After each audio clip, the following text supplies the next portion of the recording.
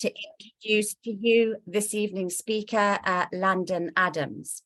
Landon is a campus minister and adjunct professor at William Carey University in Hattiesburg, Mississippi, where he completed both his bachelor's and master's degrees in history.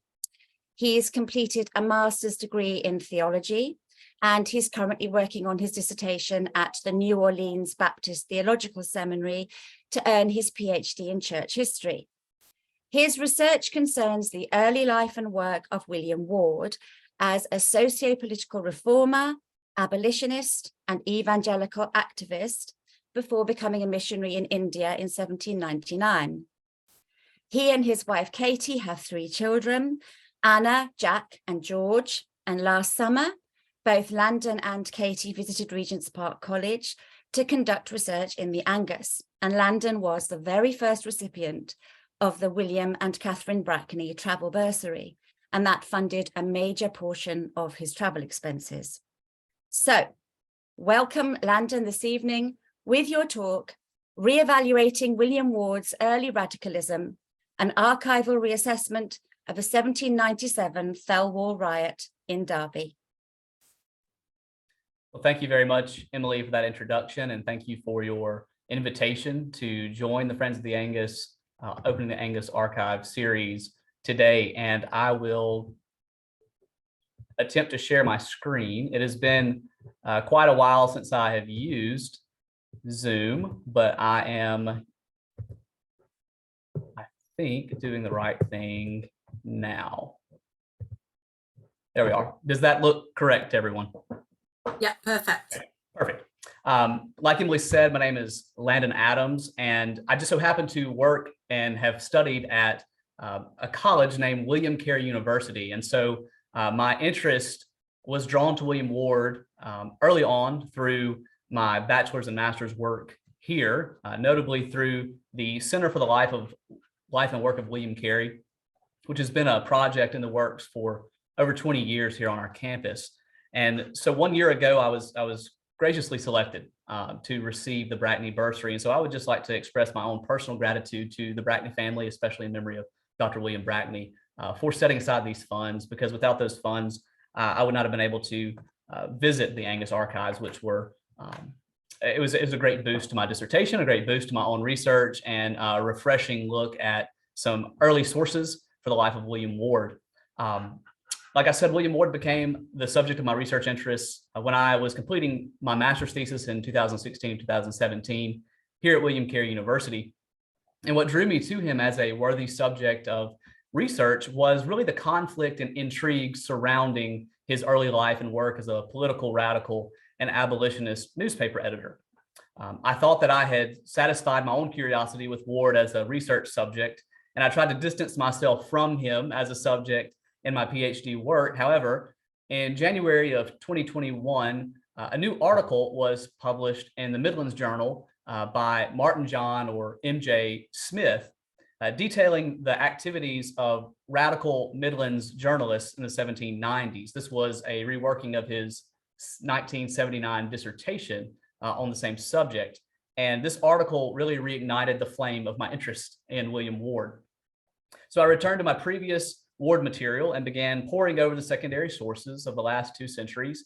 And my attention became fixed this time upon the lack of archival verification for claims, some claims bolstering, some claims belittling Ward's abolitionist and reformist views and activities, as well as his religious heritage and life in his pre-India years, the first 30 years of his life between 1769 and 1799.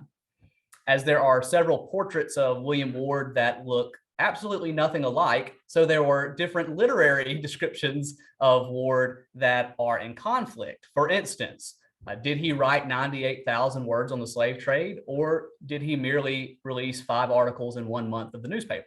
Those claims cannot be harmonized, and that discrepancy alone is the chapter of one of the chapters of my dissertation.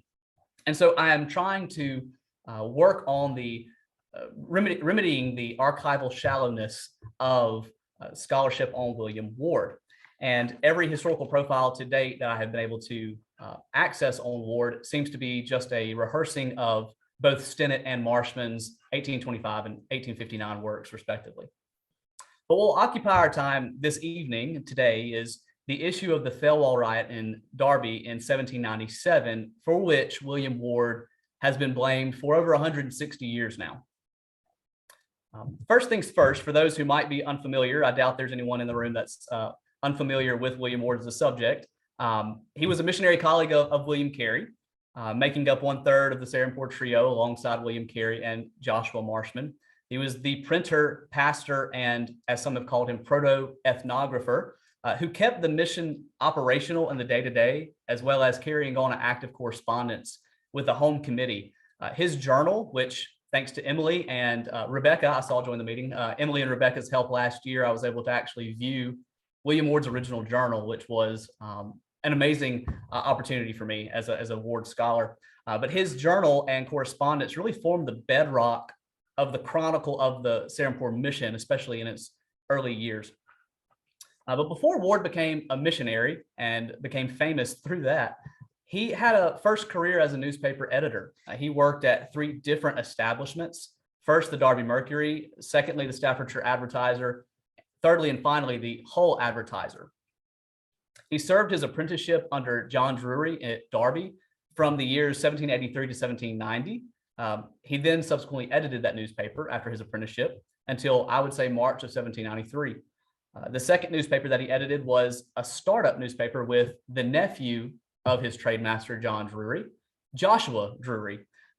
They relocated to Stafford and began the first successful newspaper of that town, perhaps in the entire county. Ward was there from 1794 to 1795, but in late 1795, he took the biggest job of his life. He moved to Hull and began editing the Hull Advertiser. This was a young newspaper, sort of like the Staffordshire Advertiser. The Hull Advertiser had only been around for about 18 months when Ward began editing it. However, it had an advertising footprint the size of both the Derby Mercury and the Staffordshire Advertiser and other newspapers combined. They advertised from the eastern port of Hull all the way to Liverpool, up to Newcastle, down to Birmingham, and of course, as every newspaper did, in London. So Ward took an amazing opportunity in moving to Hull and editing that newspaper. And what he was doing at these newspapers was he was pioneering, alongside other radical journalists at the time, the editorial, which was a novelty in the newspaper world and the provincial press at this time. And he was a major part of the provincial newspaper editors' grassroots petitioning campaigns, whether that was for the abolition movement or socio-political reform. Of course, those familiar with William Ward through John Clark Marshman should know that these activities have long been attributed to Ward. However, the first full-length biographical treatment of William Ward came from Samuel Stinnett in 1825. Stinnett had known Ward during their ministerial studies under John Fawcett from 1797 to 1798. And he completed this book in order to preserve the memory of a friend, Ward, but also probably to repair some of the reputation due to the growing Serampore controversy that was growing between the missionaries and the home committee at this time. Stinnett was at this time on the fringe of particular Baptist life. He was at this point a Sandemanian or Scotch Baptist, and he was involved in larger evangelical missionary and even historical enterprises, but he was not in the center of particular Baptist life. And so much of his life has been lost to the historical record, but there is a little bit there. In his 1825 memoirs of the life of William Ward, Stinnett provided absolutely no information concerning Ward's abolitionism or his socio-political reformist actions.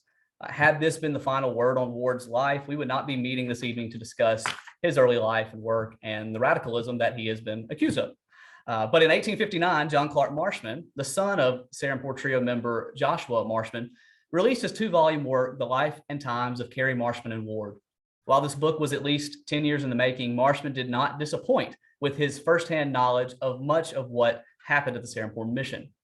For our purposes this evening, we need to exercise caution in retrojecting John Clark Marshman's privileged firsthand knowledge and point of view to encompass the 1790s. John Clark had been born in 1794 and at 5 years old left England for India. So things that transpired in England in the 1790s John Clark Marshman does not have the privileged point of view of having firsthand knowledge, or even, as some have suggested or assumed, secret knowledge of Ward's past.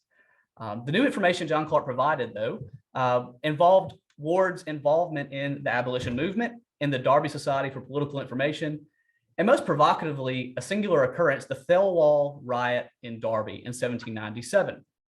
I have provided John Clark Marshman's quote here. He says, at a subsequent period, Mr. Ward, without the consent of the church, admitted Thelwall, the well-known Democratic orator, into the Baptist meeting house to deliver a political lecture.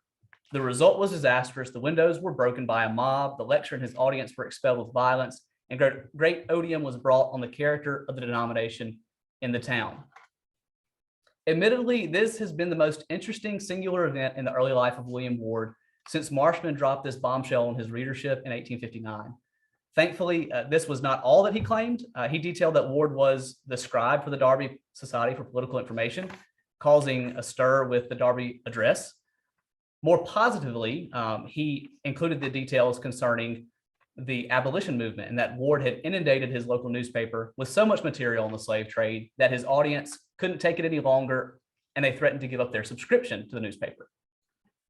It becomes clear in reading Marshman's 4 pages on William Ward's life that he was negatively appraising Ward's early, as he calls it, youthful naivety in political endeavors, but that he applauded Ward's unrestrained attacks on the slave trade. Had it not been for Marshman's information, it is doubtful that historians of late 18th century British social and political history would have ever been aware of Ward's existence and the parts that he played in the ideological wars of the 1790s. We do not have time to archivally reassess all of these issues, which I'm doing in my dissertation, but we have time to dispel the most significant and perhaps only error in Marshman's claims. William Ward was not very verifiably involved in the Thelwall Riot in Derby in 1797. Instead, this is what I'm calling a 164-year-old case of mistaken identity.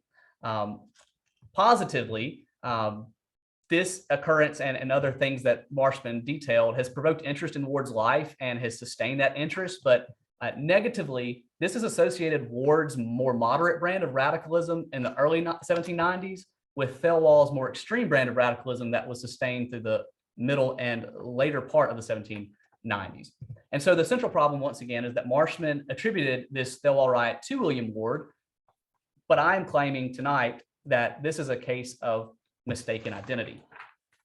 Now, I have here several parts that we will go through.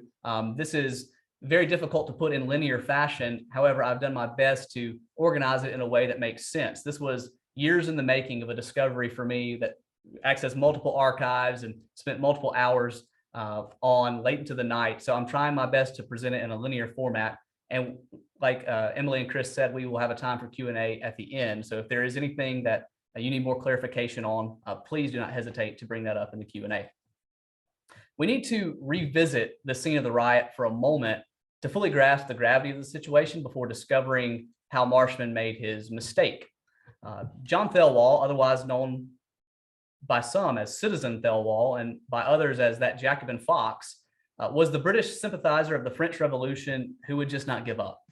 He, along with others, notably Thomas Hardy and John Horne-Tooke, were tried for seditious libel in 1794. They were all acquitted, and they all quit their involvement in reformist agitation, all except for John Thelwall. He continued to lecture on civil and political liberties and the defects of the British government. In order to make his advertisements more palatable to the public, he started calling them lectures on classical Roman history. He was known as a peripatetic speaker for his many journeys throughout England. And I think this was both intentional and unintentional in that he wanted to spread his ideas, but he often was chased out of town. One of the more significant riots that his lectures provoked occurred in Yarmouth in August of 1796, mere months before the Derby riot. In Yarmouth, a group of sailors disrupted his evening lecture, coming to blows with several of the attendees and then cornering Thelwall himself. This was the first instance that we know of where Thelwall brandished a pistol in self-defense. Well, the second riot in which Thelwall brandished a pistol in self-defense occurred on March 6, 1797 in Derby. And before we look at the immediate circumstances around the event, I think it's necessary to include the fact that Thelwall is not simply passing through Derby on one of his journeys. Instead, he had relocated his entire family there, including his small children and pregnant wife. This was no clandestine meeting of one night. His entire family was in Darby. In fact, on Thursday, March the 2nd, the day before Friday, March the 3rd, the first night of lectures, an advertisement for his lectures appeared in the Darby Mercury, including the title there, Lectures on Classical History, and detailing that they would be at the new chapel, the Agard Street Baptist Chapel, on Friday, March the 3rd, and then subsequently on Monday, Wednesday, and Friday nights. This was a week-long, as me and Dr. Brooke, who's with us in the meeting, joked, this was a revival service. This was a series of lectures, not just one clandestine meeting on one night. And so Thelwall's first lecture, we can only assume that it went well Friday night, the 3rd of March. However, on Monday, March the 6th, things went wrong. You see, Thelwall's Riot has become generally understood as this clandestine meeting that went wrong on its first appearance, but it was a publicly noticed event in the newspaper. It was advertised for. There was nothing private about this. As a bonus, I will point out too that all of the secondary sources talking about this riot based on the annual registers that noted this as a noteworthy event have the wrong date. Most date it to March the 20th. However, clearly from the newspaper advertisement, this occurred on March the 6th, and the early newspapers reporting this incident have it as occurring on Monday, March the 6th, not March the 20th. Well, at the evening lecture on Monday night, a mob assembled to drown out the voice of the lecturer. They brought instruments and noisemakers, but the protest quickly turned to a physical riot when they threw rocks into the windows and at the attendees, and Thelwall again pointed his pistol in their faces, and the crowd dispersed. In August, at the Darby Assizes, 6 of the men in the riot were fined 1 shilling each for breaking the windows of the chapel. Importantly, it should be noted here that this riot did not cause Thelwall to flee with his family out of town. Instead, they stayed well after this until his wife gave birth in the autumn of 1797 to their new baby. So they apparently felt safe enough among their friends there to remain in Darby despite the riot breaking out. Their friends consisted of a constellation of people, in the emerging middle class interests there in Darby, those who had formed the Darby Society for Political Information but had gone dormant since 1793. Some of the same individuals were their friends. The main question for us, though, should be who let him use the chapel? Was it his former Darby printer named William Ward, who made a journey back to Darby while he lived at Hull in order to let him into the chapel? Or was it the deed holder of the church, a more simple solution, Archer Ward? Now, as we move into this position on Archer Ward, on this part of Archer Ward, I need to tell you that we don't have a picture of Archer Ward known to me or in any archive that I've tried to access.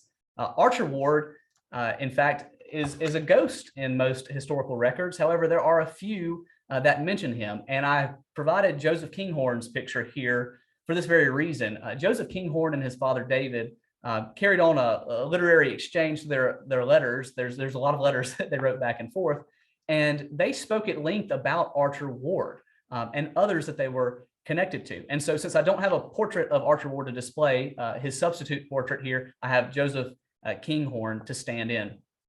Joseph Kinghorn was the Baptist pastor at Norwich, and he was connected to the Wards, Archer Ward, and the Fishwicks, Richard Fishwick. Both Richard Fishwick and Archer Ward were leading pioneers in the production of white lead. In fact, they had opened up a new factory in Darby in 1792. Archer Ward himself moved to Darby in order to oversee the opening of this new lead manufactory.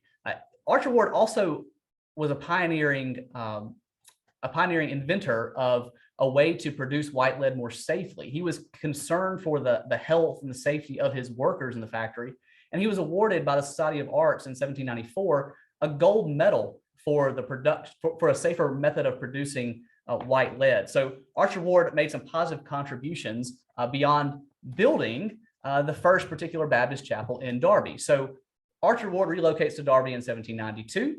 He begins the factory there then. He then builds at his sole expense the new Baptist chapel. The Baptists that had been living in Darby had been traveling back and forth to Nottingham, which is not a short distance, in order to visit the church there led by Richard Hopper. This was the same site of Carey's famous Deathless Sermon at the Nottingham Church. So the Nottingham Baptists were connected to the early Derby Baptists who had no meeting place. And so as Archer Ward comes to Derby, he builds the first Baptist chapel at his sole expense. He would later marry the daughter of Richard Hopper, the pastor at Friar Lane in Nottingham, upon the death of his first wife at the end of 1796. All this to say, Archer Ward found himself in a position to make his mark on Derby in the manufacturing world, but also in the religious world in building this Baptist chapel. He was well off financially and he was well connected, and so he single-handedly built the chapel. He was also a contributor to the Baptist Missionary Society, and this is where the story really gets interesting for me and where it got interesting in my archival research, which eventually led me to the conclusion that it is Archer Ward's responsibility for the Thelwall Riot, not William Ward's responsibility. In the midst of building the chapel and building the factory, Archer Ward appears in the BMS Minute Book, as you can see here, kind of the third line down, Mr. Ward of Derby, and scrunched in below that total figure is the donation of £1, 1 shilling, or the gentlemanly sum of 1 guinea there to bring the total up to £88 for the BMS. What's notable about this is that this is from November the 1st, 1792. This was the first financial record and catalog of donations that have been made to the BMS. And so Archer Ward, or as he's known here, Mr. Ward of Derby, appears as one of the first donors to the Baptist Missionary Society. So William Carey very well knew him before Carey went to India. Notice here too that Archer Ward has not been in Derby long. However, he is known in the BMS Minute Book everywhere he appears as Mr. Ward of Derby, not Mr. Ward of Hull, where he's originally from, or Mr. Ward of Newcastle, where he had been before. He's known here as Mr. Ward of Derby. What is a little more generous on this wealthy man's behalf is that between the meetings of November 13th and January 9th, it says here, Mr. Ward of Derby offers to transport 1, 2, or 3 missionaries to Sierra Leone gratis. He was a little more generous than just donating 1 guinea, but he was offering to transport missionaries to Sierra Leone. And now we do not have time to pull this thread tonight, but James Rodway, the missionary sent to Sierra Leone 2 years later, was, as we know, a democratically minded young man who got himself into lots of trouble. And he was also a Burton-on-Trent man, and those Baptists were intimately connected with the Derby Baptists. And so he very well might have known Archer Ward personally, the man who supposedly sent him to Sierra Leone for free. But centering back on our main objective tonight, the Agar Street Baptist Chapel was built by Archer Ward, the wealthy entrepreneur, who was interested in missionary endeavors, being involved in the BMS since before Carey had sailed for India. The particular Baptist chapel was built by him at his sole expense, and I cannot emphasize this enough, and that's why I'm repeating it. He was a deed holder. This was his church. It was Archer Ward, not William Ward, who allowed John Thelwall to use this chapel, not just for one clandestine night, but as planned for a week, for 4 separate lectures, as advertised in the public newspaper. Now, it's one thing to suggest that William Ward, the future missionary, made a quick 100-mile trip over to Derby and let Thelwall into the chapel for one night lecture, but it's another thing to advertise a week's worth of lectures and still blame this on William Ward. Archer Ward, I would say, unilaterally made the decision that his building would be used for this purpose. Now, I know that at this point I'm claiming a lot with not much new information to provide you, but the next 2 sections will hopefully clarify that this conclusion is true. So we have to start with how Marshman got this wrong. Marshman was inadvertently misreading his archival sources. John Clark Marshman was not relying on secret firsthand knowledge of William Ward's early life. Rather, he had sources and he used them. In my master's thesis, I demonstrated that Marshman relied heavily upon Samuel Stennett's 1825 work, although Marshman covered his tracks pretty well and paraphrased Stennett to the point where most people have not necessarily caught that. Stennett was not the only source Marshman consulted, and while it's impossible at this time to know every source that Marshman had, he was 100% using the personal correspondence between William Carey and Andrew Fuller in the years leading up to Ward's departure for India. It's here that I would like to pause and speak for a minute or two to the value of the Angus archives and assisting with this discovery. 1 year ago, when I came to Angus, one of my main objectives was to get a firm grasp upon this correspondence between Carey and Fuller, because it's been supposed by some that there might be a missing letter, there might be a detail here or there that we've missed that would solve this issue. But after consulting both the original letters and the copybook that Andrew Fuller's grandson made, I can say that through the Angus archives, I've been able to confirm that there is no missing letter, there is no missing information. The letters between Carey and Fuller are all there, and they're date stamped, sending and receiving the letters and responding to those letters. So the letters themselves provide a clear trail, paper trail, for understanding their conversation back and forth. I was a little disappointed at first to find that there was nothing, but it was in this finding of nothing verifiable that I continued the search. I have tons of pictures on my phone from the archive, and I've pored over those for hours trying to find an answer to this question. And it's through finding nothing in the complete records there at Angus that I was able to continue my search until I found it. We will get to that find in a few minutes, but first we need to look at a part of 3 letters. The first letter was sent by Carey to Fuller, and Carey sent that letter in November of 1796. Now, the second letter that we're going to sample is Fuller's initial response to Carey's letter that he sent back to Carey in September of 1797. So there's almost a full year worth of lag time between sending the first letter and then Fuller sending his response. The third and final letter is a follow-up letter that Fuller sent just a mere 5 months after that in January of 1798 to Carey. On November 16th, 1796, William Carey made a plea to Fuller for more missionary laborers, specifically one who would know how to run a printing press. And I've tried to enhance this image, this scanned image, the best I can. So I'll read it for us. Should this person be eligible, a press must be sent out, and if a serious printer can be found willing to engage in the mission, he would be a great blessing to it, to superintend, for natives would do the work. Paper should also be sent from England, it being near 200% dearer here than there. Such a printer I knew at Derby before I left England.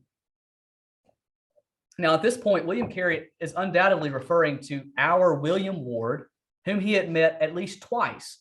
Once at Derby, according to Joshua Marshman's funeral sermon for Ward, as well as the well-known event in London on the eve of Carey's departure.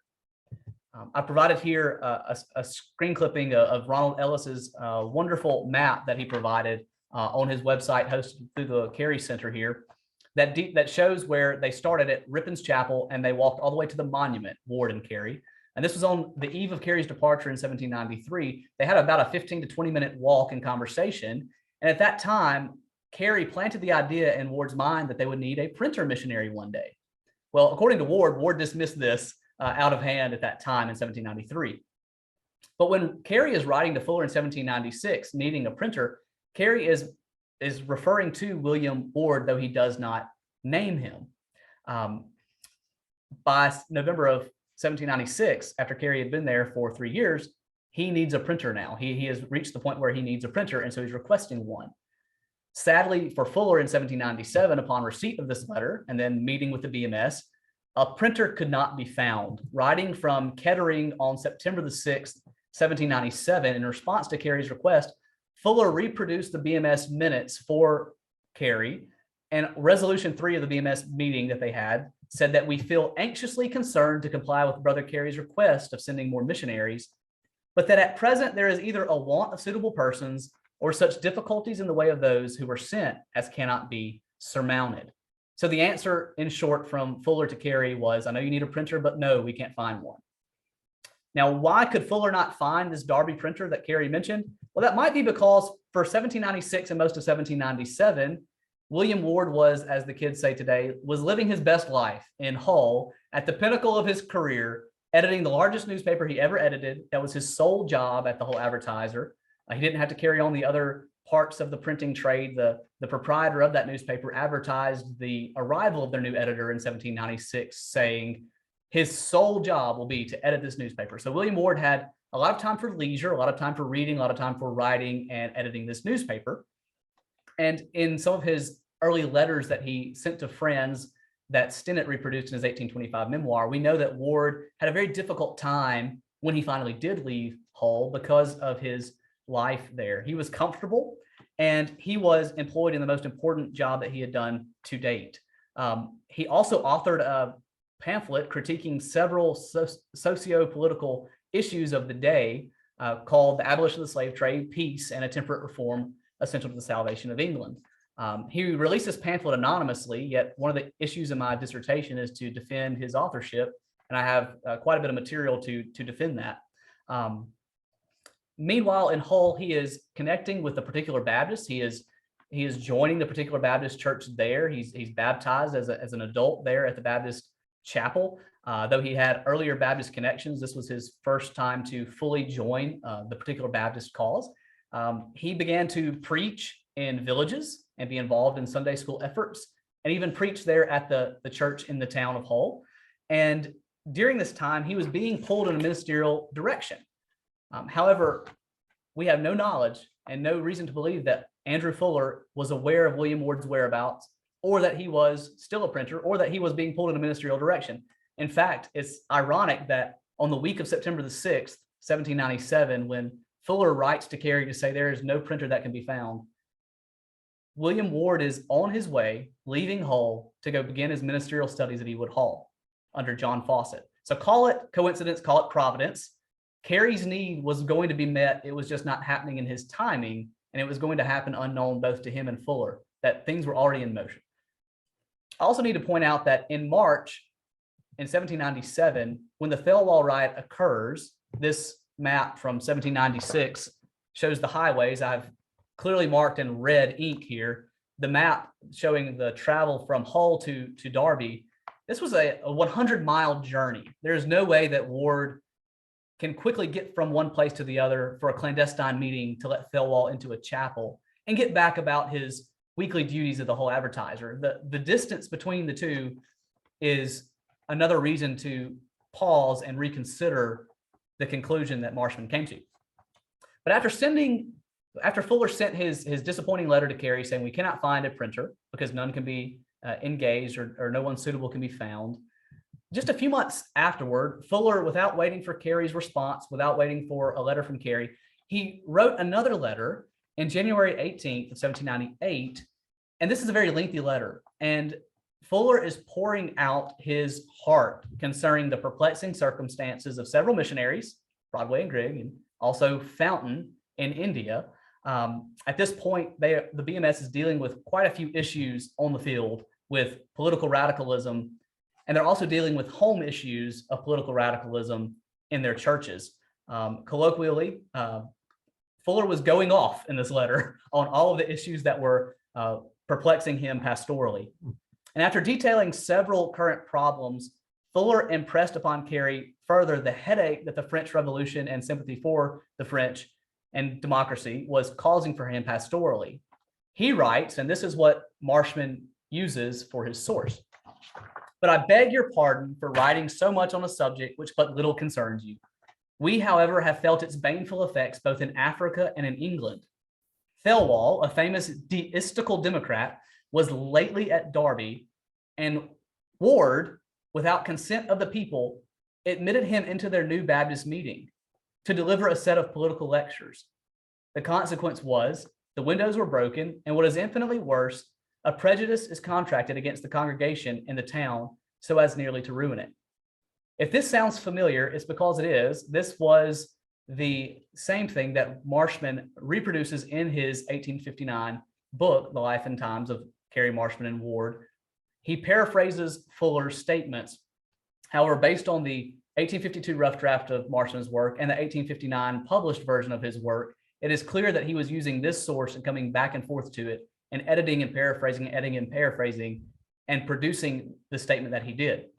And I want to point out two things about this letter from Fuller to Carey that have gone unnoticed or at least underdeveloped. First, the only ward of Derby that is named by Fuller and known to both Fuller and Carey at this point, the only ward of Derby that they have in common, especially associated with the new meeting in Derby, is Archer Ward, the Baptist donor to the BMS of Derby, the builder of the Baptist chapel there. Fuller never acknowledged his own personal knowledge or acquaintance with this cryptic printer that Carey once knew at Derby. Never once did Fuller acknowledge William Ward in any written form until William Ward applies to become a missionary at the end of 1798. So the only ward of Derby that Fuller and Carey have in common is going to be Archer Ward of Derby. Secondly, the context of this letter is about the French Revolution and democratic principles and the vexing circumstances on the field and in the home churches. Fuller says, he states, this is a subject which little concerns you, Carey. Now, if he had been talking about a potential missionary recruit named Ward that Carey had requested, that had caused such a stir in Derby so as nearly to ruin the particular Baptist meeting, this would have greatly concerned both Fuller and Carey. This was not an issue which had little concerned Carey. This was what I'm calling a matter of holy gossip about another Baptist that they had in common. In 1859, Marshman's publication of the Derby Riot and William Ward's responsibility, as he claimed, derived from one source alone, and it was Fuller and Carey's correspondence. Archer Ward died in 1800. So when John Clark Marshman was a 6-year-old in India, that's when Archer Ward died. There was no reason that Marshman could or would have suspected Archer Ward was to blame for this, because there's no indication that Marshman knew of Archer Ward's existence. Also, Archer Ward did not have the best track record. He was a controversial figure in his personal life and in his professional life. And so by the time Marshman completed his book in 1859, really no one else was around who would have, number one, remembered the incident, or number two, challenged William Ward's supposed role in this incident. I would like to defend Marshman further and say that the only ward of Derby that people would have known in 1859 would have been William Ward. No one was talking about Archer Ward, the Baptist industrialist. Now, you, like myself, in my quest for answering this question, may be thinking all of this is circumstantial, and it is all circumstantial. This is just a different reading of the same material that Marshman had access to. That Archer Ward was the chapel owner rather than William Ward, it has been well known. This reliance that Marshman has upon Fuller and Carey's letters is well known. And so all the circumstantial information, surely there is an eyewitness that can clear this up. And thankfully there is. Thanks to E.P. Thompson long ago, and more thanks to Yasmin Solomonescu more recently, there was a partial reproduction of this letter by Thompson, but a full reproduction of this letter by Yasmin Solomonescu in a recent work, John Thelwall and the Materialist Imagination. There was an eyewitness to the event, the physician and radical of Derby, Peter Crompton. In September of 1800, Crompton wrote to Thelwall, his friend, to catch him up on all the news that he might have missed. Crompton wrote to Thelwall, and I will quote this letter that I've provided here and enhanced slightly so that we can see it in bold. I'm going to start on 2 lines above where I started in bold. Old William Strutt, I think I informed you, is dead. The rest of the Strutts are well. Mr. Ward, who lent his Baptist chapel for you to lecture in, and where I and many others were almost knocked on the head, has likewise given up the ghost. There has been rioting in Derby. Now, this is the most straightforward acknowledgement that he is talking about Archer Ward. Crompton says, number one, he lent his Baptist chapel for you to lecture in, and number two, he's given up the ghost. Now, those of us familiar with the life of William Ward, the missionary, know that William Ward did not give up any ghost until 1823. However, Archer Ward did die in 1800. As a historian could tell you, details in history are rarely this clear-cut. In Crompton's letter, we have an eyewitness 3 years, less than 3 years after the event, crediting a different ward with letting Thelwall lecture in the chapel. This is a much better source than using Marshman's rehearsal of a secondary source 60 years after the fact when no one can challenge it. So why does this really matter for the larger Baptist historical world, and why do we really care about this? Well, in 1991, an article appeared in the American Baptist Quarterly providing a, quote, contextually oriented reconstruction of William Ward's involvement in the Thelwall Riot. And while this article was entertaining, and provided a bibliography for much of my own research and has provoked much of my own research. The details are just that. They're contextual and they are circumstantial rather than being founded upon archival verification.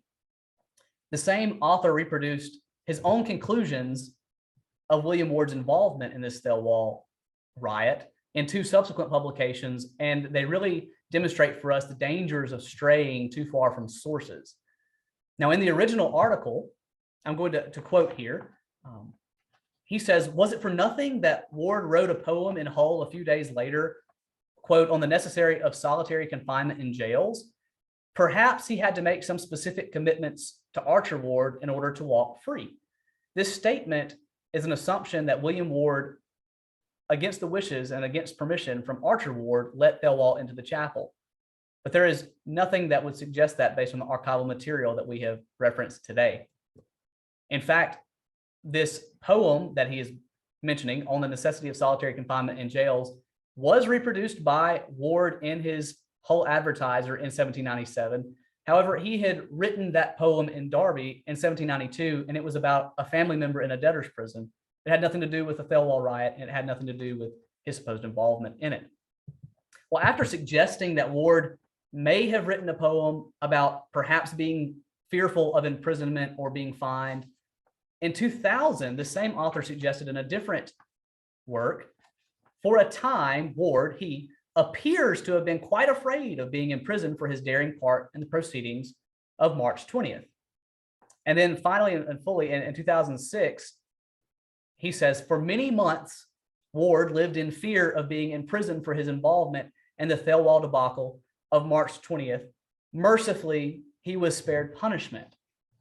Not only is this 2006 statement quite distant from where the author started in 1991, it's factually inaccurate and contextually inaccurate. I will remind you of something that I mentioned earlier in the presentation, that there were 6 individuals who broke windows and were fined at the county assizes. No one involved in putting on the lecture or hosting the lecture were fined or jailed.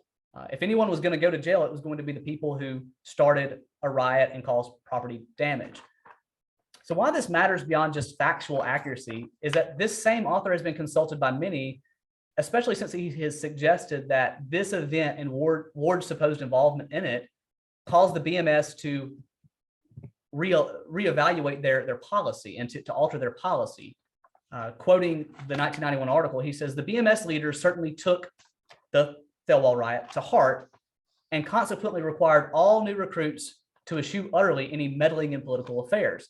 Now, while the BMS did double down on their apolitical policy when sending out missionaries in 1799, this had everything to do with Jacob Grigg, James Rodway, and John Fountain. They were plenty to necessitate a change and a doubling down in policy on not meddling in political events. This certainly had nothing to do with William Ward, an event he was not even involved in. Fuller likely would not have sent William Ward to India or considered him as a candidate had Ward, in fact, been responsible for the Thelwall riot. I doubt that Fuller would have been willing to risk rewarding the person who ruined a particular Baptist cause in Derby with representing them in India under the control of the East India Company. Moreover, Ward's own tempering of his own socio-political views that I'm dealing with my dissertation, his own tempering by the year 1797 call into question his admiration of Thelwall to begin with. Undoubtedly, Ward was closer to Thelwall in belief in the early 1790s with his involvement in the DSPI and his calling for universal manhood suffrage. But by 1796, even Ward was calling for property only to be represented. So it's doubted contextually, if we wanted to contextually orient this, whether or not Ward would have aligned in thought with Thelwall at this time. But these issues await fuller treatment in my dissertation, and I want to pause here and not give away the whole store yet. But I believe that with the Crompton letter that is held at the Morgan Trust in an archive in New York, that has been reproduced by Yasmin Solomonescu, is the one eyewitness that we needed. It's the linchpin in this argument that Archer Ward, rather than William Ward, is to blame for the Thelwall riot.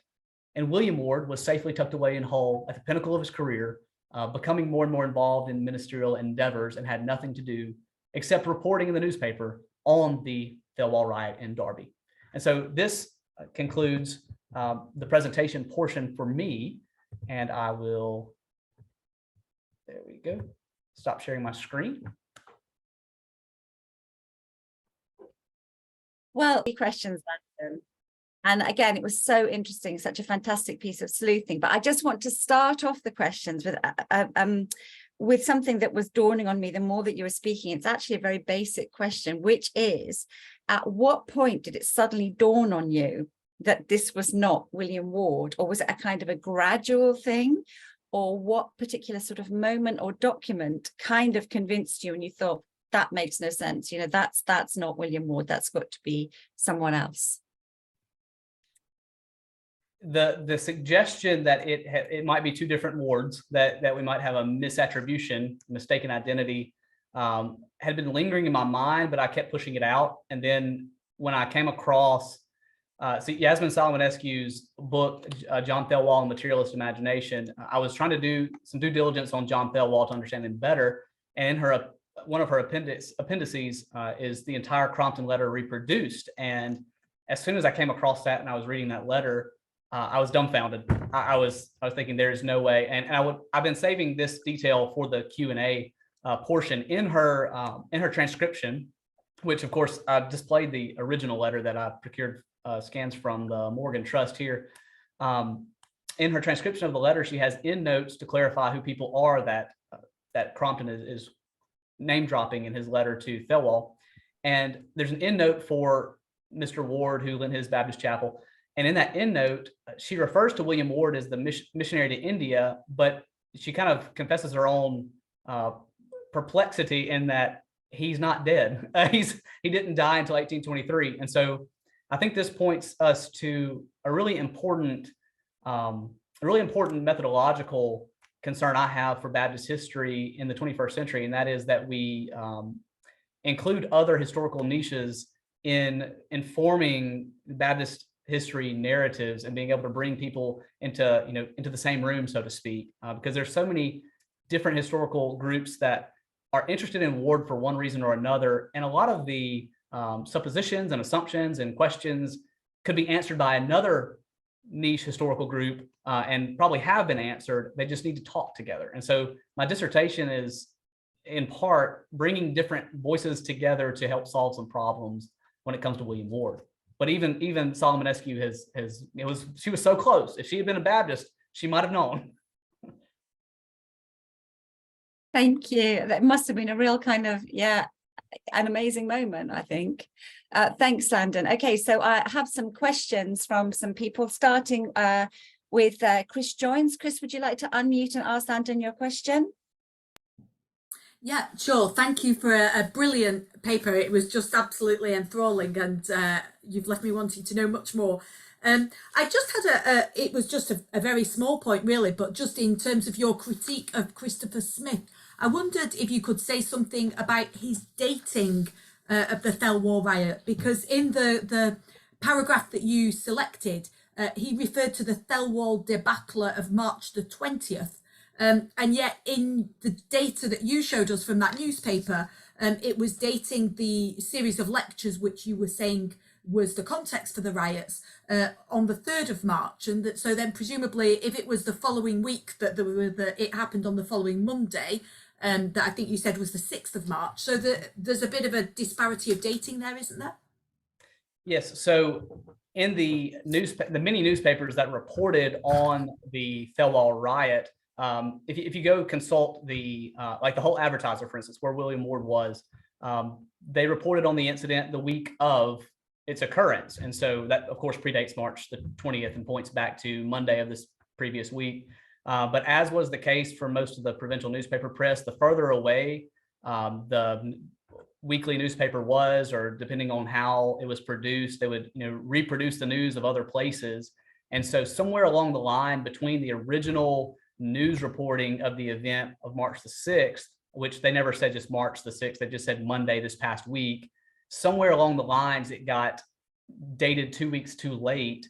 And by the time it makes it into the, I believe it's the Annual Register for 1797, which was produced a couple years after 1797 when it was published, kind of a chronicle of happenings, in Britain, it had been dated to March the 20th, and that's just a misdating based on faulty records and consulting, trying to read newspaper reports of newspaper reports of newspaper reports.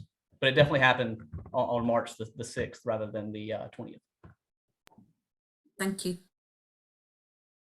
Which just goes to show that you can't always accept everything that you see. As you say, you have to kind of dig deeper and really kind of establish whether or not that's actually the fact or not. So attention to detail always matters. Okay, so Jonathan, you have a question. Would you like to unmute and ask Landon your question? Well, yes, Anne and I were fascinated with your talk. It kind of mirrors a problem we've been having with a lot of rumours about things happening in and around Derby with well-known people. The Wrights being confused, Joseph Wright, the painter, being confused, his family with another Wright. The daughter of the manager of the silk mill being wrongly rumoured to be an illegitimate daughter of Erasmus Darwin. The historical record is full of people picking up these secondhand rumours, these stories told by young children to their grandchildren, as it were, have no basis whatsoever. Anne has a rule: 3 independent pieces of evidence before you trust anything. I think what you said is absolutely conclusive about the distinction. Funnily enough, that chapel is one we actually once considered buying. No, no, that's the Bridge Street one. No, it is. Haygold Street. The anyway, it is that it's opens in both directions. Anyway, thought it was big enough to hold our library, but the interest of the dear, you shouldn't have interrupted me.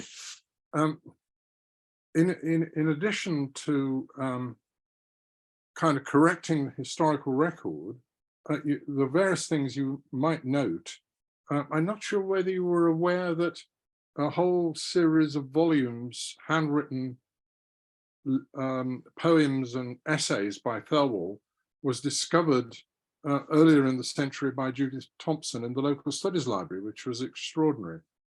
Now, I'm very surprised that Derby was a hostile place for radicals, because in fact, the Unitarians in the Friargate Chapel, the Strutts, the Gisbornes, Erasmus Darwin, all of these people belong to the sort of radical political wing. Many of them were Unitarians, many of them, you know, are nonconformists of one sort and another. And one would have thought that was compared with Birmingham, you know, where Priestley's laboratory and house and chapel were all burned down. Derby seems to have been a place which would have welcomed radical people. And I think your printer might actually have been the John Dury, who was the son of the person running the Derby Mercury, because he also published Erasmus Darwin's plan for the conduct of female education. Mm-hmm. So maybe the printer was that. So anyway, basically wanted to say, yes, you're absolutely right. Don't trust anything that's in the journals or indeed in the textbooks. Getting rid of it is very difficult.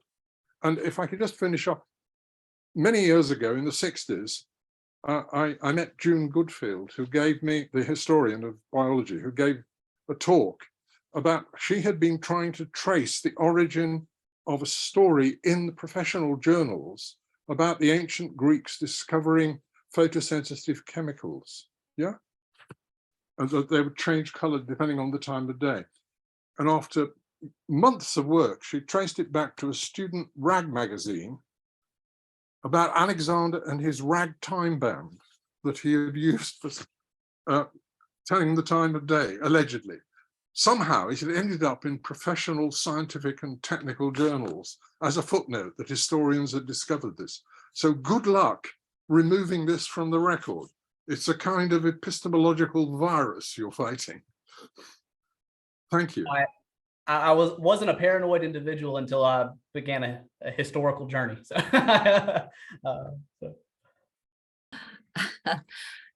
Thanks, Landon. Okay, so Bayu, you have a comment to make on Archer Ward.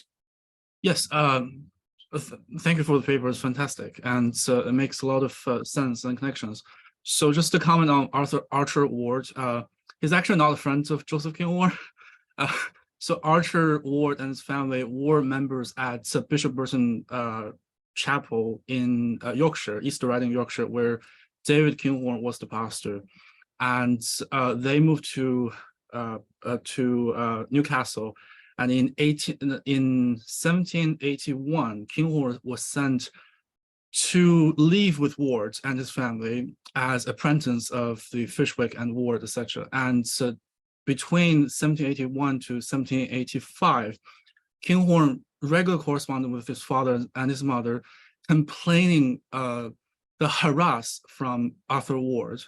And also Arthur Ward doesn't give him break during the day. So he has to work 20 hours a day or maybe 15 hours a day. And David Kinghorn is horrified and wrote letters asking why, what happened. And his wife was Elizabeth was not friendly at all.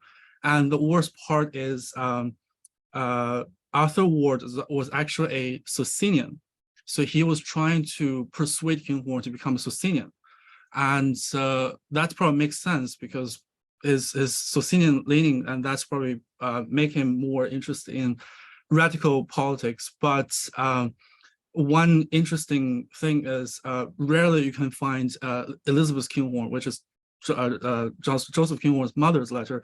But here you find a letter, and she wrote, "I'm utterly disgusted with the treatment of all these people we used to call friends, and now they treat my son this way. I'm sorry for this." But one final comment regarding Ward, well, the other William Ward and Kinghorn is, I think you are right that if William Ward was this Ward who advocated and opened the church for this right, Kinghorn would never invite him to fill his pulpit in Norwich, because Ward was actually invited by Kinghorn to Norwich and preached from his pulpit. And Kinghorn, from probably the 1790s, told his father he would never review his political ideology from the pulpit, given the fact that there was a Mark Wilkes in the same city. But thank you very much. Yes, kind of hitting on what you said. Yeah, I said friend, and that was not the best choice of word at all. Yeah, the very few letters that I had consulted, in which the Kinghorns are talking back and forth about Ward, Joseph Kinghorn is critiquing Archer Ward's marriage to Richard Hopper's daughter, who is much younger than him. So it makes sense that he would be continue to critique him after the fact. Thanks, Landon. Thanks, Bayu, as well. That was really interesting. Okay, so Brian Stanley, if you'd like to unmute and ask Landon your question. Thank you very much, Landon. I really enjoyed that, and I'm wholly persuaded by your argument. I wonder if I could pick up on your reference to the fact that newspaper editorials in provincial newspapers were becoming more substantial and influential, and whether you've looked at Ward's editorials in the Hull Advertiser and what they reveal, if anything, about his changing political views. Because though I'm persuaded by your argument, it obviously doesn't prove anything one way or the other about the real nature of William Ward's political views at the time. Yes, sir.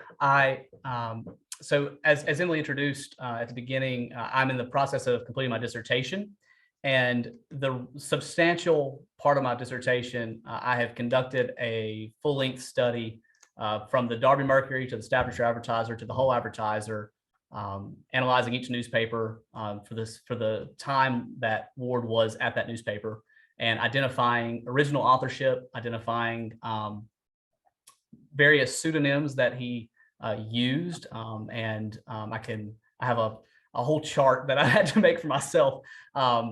But I have a lot of editorials and a lot of, in fact, in 1796, the later part of 1796, and then especially into 1797, Ward seems to have been writing more than ever in the newspapers. Most newspaper-oriented studies on Ward concerned just the Derby Mercury for his radical politics during the time in which he was involved with the DSPI. However, what I've found is that he elaborates quite a bit in late 1796 and into 1797 in the whole Advertiser on a lot on geopolitical events between Britain and France, but also on the nature of civil government and on the people's right to critique it. However, he has, when you compare what was in the Derby Mercury in 1791 to 1793 and the DSPI writings with 1796 and 1797 whole Advertiser content in tandem with his political pamphlet that he released anonymously, you can tell that he has moved back toward, well, I'll just say moved back toward the center a bit to make, to either to conceal his true views or to temper his views to, once again, to advocate for property being represented, not just universal manhood suffrage that the DSPI had advocated in '92. But he is explicit in several of his editorials and in comments on the news what his views are and how they've when you've tracked them, you can see how they've changed. So, is that, I hope that answers your question. Yes, thank you. I mean, it does suggest to me that Stennett and Marshman were somewhat exaggerating when they really implied that all his political passion was sort of washed away in the waters of the baptistry when he was baptized in Hull. And although, yeah, he does moderate his views, I think you could say the same thing about Carey, because in Carey's inquiry, there is a veiled blessing on the French Revolution. Just one other tiny point. In the first letter from Carey to Fuller, I think you misread one word where you talked about an eligible person. I think it's eligible plan, if you have another look at that. Okay. Another look at that manuscript. I certainly read it as plan rather than person. I don't think it really matters one way or the other. Just yeah, I appreciate that. Thank you. To comment on something you said about the baptism washing away his political concerns, that is definitely the way that the narrative has come down, especially since, I'd say, Chris Smith's material and others. I would say that, and I haven't tabulated this, but it seems that Ward writes a whole lot more after his baptism than before. There was, and I'm dealing with this in my dissertation, and it's far too lengthy to get into. It's one of these archivally correcting pieces, but there was I believe that Ward's tenure at the whole Advertiser has been cut short in the secondary narrative. Smith even claims that Ward was let go and became an editorial casualty soon after his baptism.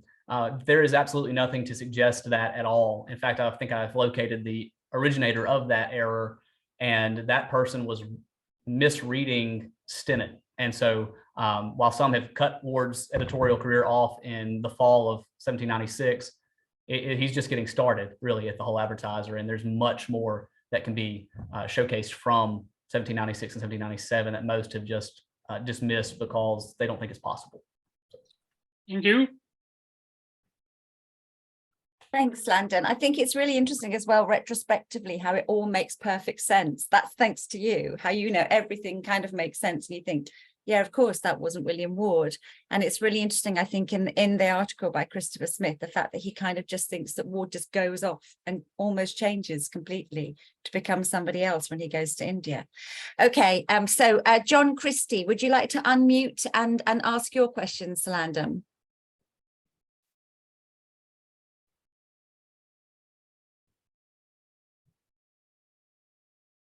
Are you there, John? Okay, maybe. It's all right now. Oh, Yeah. oh, okay. Yeah. Congratulations on a very, very convincing paper, and it's absolutely essential archival work, and that produces the change. And I thought entirely convincing. I've got a few questions. One is to relate to what has been asked before. Why was he in Hull? Is one question. Why did he go to Hull? Think of Hull's MP and think of him writing on slavery is one point. Other points are to do, well, okay, so Thelwall turns up at the invitation of Archer Ward and is lecturing on Roman history. Now, why do lectures on Roman history cause riots? I mean, all right, Thelwall's reputation precedes him, certainly, but exactly how such a content, so to speak, could produce such a reaction is, I think, something worth considering. And then on to the riots themselves. And I think the comparison with Birmingham and Priestley, which has been already made, is interesting, and contrasting Derby and its Socinians and radicals as a more friendly place. Well, we know, at least if we read Priestley, about the motivations and responsibilities for the Birmingham riots. Priestley simply blamed the Birmingham Anglican clergy and their history right going back to Sacheverell in the 1710s. There is undoubtedly something to that, but that means there, if Priestley was correct, and I think he was at least partially correct, there was an ecclesiastical motivation for those riots. One wonders if there could have been one, therefore, in Derby. Yeah. It very well could have been ministerially connected to the Anglican churches there. There is, and it is a long-standing history that I was able to locate in another part of my research, in which the hostility between, especially those at the Friargate Chapel and the Anglican establishment in the town, was such that the first burial at the Friargate Chapel, which was Presbyterian, English Presbyterian, that then moved into a Unitarian direction, the first burial of an infant at that chapel occurred because the Anglican parish church would not accept such a child to be buried. And so it's a heartbreaking story, but it gave birth to a tradition at that Friargate Church of having double baptism of children there and children at the Anglican Church, just to hopefully secure the goodwill of a burial in the case of death. So there very well could have been some religious motivation there. But I think that it's really important to continue to point out for Thelwall and Derby that he finds his family is in a safe place there among the more middle class, radicals there that are alongside him, whether that be the Cromptons or the Strutts and the Darwins and the Wrights, all of those that are surrounding him. And just going back to the point about Hull and why Hull? Yeah, a question that I would love to have answered, and I do not have any kind of source on this, is how Ward attracted the attention of the Rawsons there at Hull. The Rawsons established the Hull Advertiser in June of 1794. And so, like I said, he came 18 months into the Hull Advertiser's existence. There was only one previous editor, John Merritt, who moved to Liverpool to conduct the Liverpool Phoenix, which is a newspaper that is lost to history. You can barely find a mention of it. But they had only had one previous editor, and Ward came on board with them. But it is not, there's no clear indication of if there was a wanted ad for an editor. It wasn't in the papers that I've consulted. And It might have been just the printing network. Maybe the Rawsons were connected to people in the larger printing world. There's been some recent studies that have established pretty well that the provincial newspaper trade was well integrated and spanned the entire country.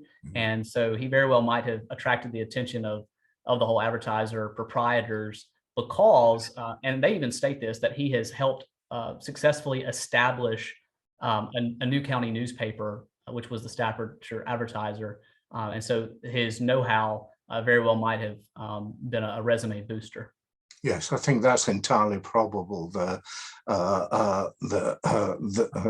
network. I just think it's interesting that, you know, when he goes to Hull, he starts writing about slavery. Yes, and he was about and abolition. Yeah, he was about 1 block away from Wilberforce's home there. Yeah, yeah. Did he know Wilberforce? There's no indication that I've ever found that he knew him directly. Yeah. Okay. Many thanks. Thanks, Landon.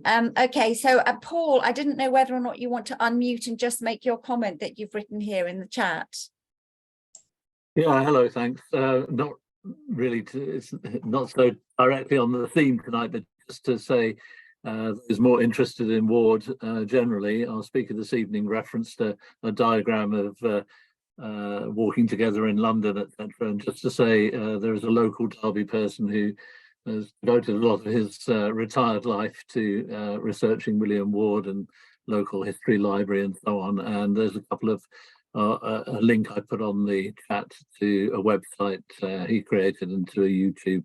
It's not an editorial, it's my typographical error. Lots of typographical errors and other errors this evening, but to a YouTube broadcast, which is quite an interesting one. So that's just to add in some extra layer of interest, perhaps. Oh, thanks. That's really great. Thank you. That's very interesting. Thank you. And just okay, last question, I think, is from our very own, Angus's very own Rebecca Shuttleworth. So Rebecca, if you'd like to unmute and ask Landon your question. Yeah, well, thank you so much, Landon. Oh, and it's absolutely wonderful kind of seeing, I mean, how essential archival research is for sort of genuinely historically accurate results and how important it is not to rely on secondary things. And yeah, no, thank you so much. It was wonderful to hear more about it. I was wondering about, because obviously you've looked so much into what Ward was publishing in England, if you kind of saw any kind of reflections or parallels of that in what is then produced from the Serampore Press, because just your comment about kind of the waiting for Carey's response with Fuller, you know, reminded me how distant they are from kind of the politics of Europe. Sort of, it's almost impossible for them to take part in it or really have detailed knowledge about what's going on there. So it's understandable that they're maybe not reflecting European political radicalism when they're based in India. But I was wondering if you felt in what sort of Ward was, say, writing for the BMS reports and sort of publishing through the press, if that kind of reflected a similar level of kind of political engagement as well as kind of religious evangelism. That's a wonderful question. And honestly, when I finish my dissertation, my next quest, if I have enough energy afterward to continue Ward scholarship, is to move into the Eastern direction, to look more into his publications while a missionary. If you are familiar with Ward's publication history, he could produce a lot of pages on his journey back from America and England and Holland on his fundraising and attempted patching up tour with the BMS. He produced the farewell letters. And I'll draw our attention to that because I think for most of his missionary career, Ward really does put societal and political English problems to the side to focus more on what's going on there in Bengal. And as you know, multiple historians of both, Indian historians and historians of religious encounter between Christian missionaries and Hindus there, Bengal at that time was at a low ebb of just social life, and there's a lot of injustices at the time. And so Ward really focuses his attention on that, which comes out quite clearly and vividly, and some people would say toxically in his on the Hindus that came out in 3 different editions. But when it comes to socio-political concerns back home in England and even in America, I think his farewell letters, which you can find that for free online, archive.org, Google Books, it's everywhere. He has some very unguarded statements in his commentary on America when he visits. He prefaces one of his letters by saying, "Now, I'm not going to go into politics, but," and then for the next 3 pages, he discusses how he is such a fan of the not just political system in America, but also the fact that the different denominations can get along, participate in government, and not kill each other. And so he is very much still a political commentator when the context gives an opportunity for it. And he also makes some statements in that farewell letter compilation about his critique of inherited titles and nobility. And so he still has convictions. And the farewell letters are actually quite unguarded in both his socio-political commentary, but also his critique of every denomination in England, it seems, and in America. He never lost his admiration for his and his mother's Methodist roots, it seems, and he even considers them, though, and I'm loosely quoting, the one denomination that still has primitive energy of the early church in their engagement with the poor and their engagement with Sunday schools and engagement with different local mission opportunities. And so he is still very much a socio-political commentator in India and in later life, but it depends on the context and what he says. So I hope that answers your question. Oh yeah, no, absolutely. No, that's fascinating. I didn't really know about the kind of American interaction, so that's really, really interesting. Thank you. Thanks so much, Landon. I mean, I'm sure